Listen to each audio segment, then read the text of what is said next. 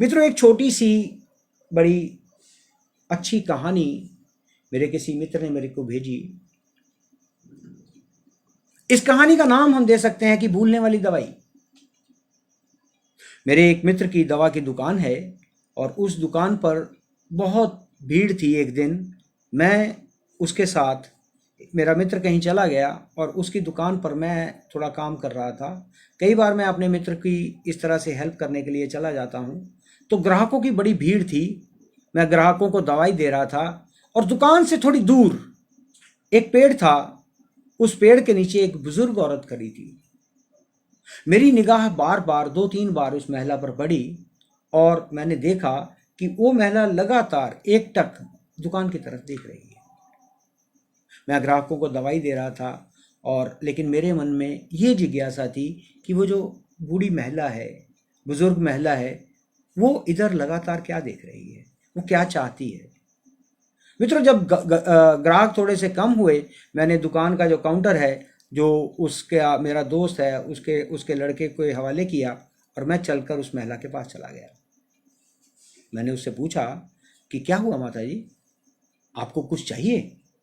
मैं काफ़ी देर से ये देख रहा हूँ कि आप बड़ी गर्मी में यहाँ खड़ी हैं और बहुत गर्मी है, इसलिए मैंने सोचा कि चलो आपसे जाकर पूछ लेता हूँ कि आपको क्या चाहिए। मेरे इस सवाल पर वो बुजुर्ग महिला जो पेड़ के नीचे खड़ी थी, वो थोड़ी सकपका गई, लेकिन फिर हिम्मत जुटाकर उसने पूछा कि बेटा, बहुत दिन हो गए, मैं आपको बताऊं कि मेरे 2 बेटे हैं। दोनों दूसरे शहर में रहते हैं और हर बार गर्मियों की छुट्टी में बच्चों के साथ मुझे मिलने आते हैं। लेकिन इस बार उन्होंने कहीं पहाड़ियों पर जाने का फैसला किया, निर्णय लिया और अब मेरे बेटे और उनके बच्चे मुझे मिलने नहीं आएंगे। और ये समाचार मुझे कल शाम ही मिला। तो कल रात से मैं ये सोच सोच कर परेशान रही और 1 मिनट भी सो नहीं सकी। आज सोचा था कि तुम्हारी दुकान पर जाऊंगी, लेकिन तुम्हारी दुकान पर इतनी भीड़ थी, मैंने सोचा कि जब जब भीड़ खाली होगी, जब भीड़ खत्म होगी, तो मैं तुमसे कोई दवा लूंगी। हाँ हाँ, बताइए माँ जी, कौन सी दवाई चाहिए, मैं आपको दे देता हूँ। आप मुझे बताइए, मैं लेके आता हूँ अभी। बेटा, दवाई का तो मुझे पता नहीं, लेकिन कोई बच्चों को भूलने की दवाई है क्या तुम्हारे पास?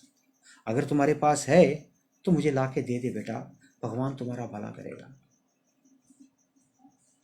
इसके आगे मुझे एक भी शब्द सुनने की हिम्मत नहीं हुई। मेरे कान सुन हो गए। मैं उसकी बातों का कुछ भी जवाब दिए बिना चुपचाप दुकान की तरफ चल पड़ा। मन में से सोच रहा था कि मेरी इतनी बड़ी दुकान है, मेरे दोस्त की इतनी बड़ी दुकान है और उस भरी पूरी दुकान में एक भी दवाई उस बुजुर्ग महिला के लिए मेरे पास नहीं थी। मित्रों, उस बुजुर्ग महिला की जो दवाई है उनके बेटों के पास ही थी और जो शायद विश्व के किसी मेडिकल स्टोर में नहीं मिल सकती, मेरे पास तो थी ही नहीं। और मैं काउंटर के पीछे जाकर खड़ा हो गया। काउंटर के पीछे जाके खड़े हो गया, लेकिन मेरे मन में विचारों की एक आंधी चल रही थी। लेकिन मैं उस पेड़ के नीचे खड़ी माँ से की तरफ देख नहीं पा रहा था। मैं कितना असहाय था। मेरे दोस्त की भरी पूरी दुकान में कोई दवाई उसके लिए नहीं थी। कितना असहाय था, कितना बेकार अपने आप को महसूस करता था कि ये मैं ही जानता था या मेरा भगवान।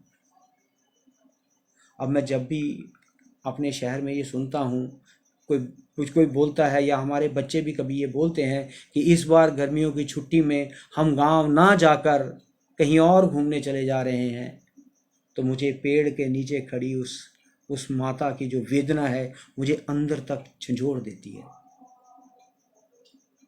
मित्रों, ये जो कहानी है, जो संसार में माँ का प्रेम, माँ का, पिता का प्रेम, उसकी वेदना का एहसास कराती है हमेशा मुझे। और अगर ये कल हमारे बच्चे हमारे साथ करें तो इसके लिए किसको दोषी ठहराया जाएगा? कौन दोषी होगा इस बात का?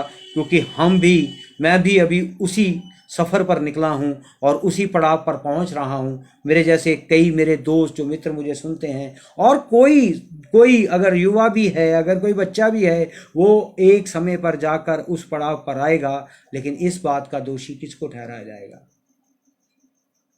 इसका निर्णय आप स्वयं लें, मैं स्वयं लूँगा। सरकार कुछ बदले या ना बदले, किंतु संस्कार जो है वो आपके परिवार में सब कुछ बदल सकते हैं। सबका अच्छा समय आता है, बुरा समय भी होता है। मित्रों, संस्कार ही एक औषधि है जो आपके बच्चों को आपको कभी भूलने नहीं देगी कि आपके परिवार ने आपके लिए क्या किया है।